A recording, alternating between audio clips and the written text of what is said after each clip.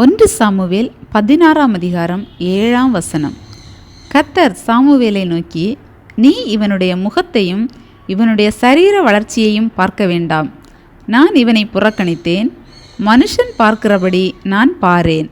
மனுஷன் முகத்தை பார்ப்பான், கர்த்தரோ இருதயத்தை பார்க்கிறார் என்றார்.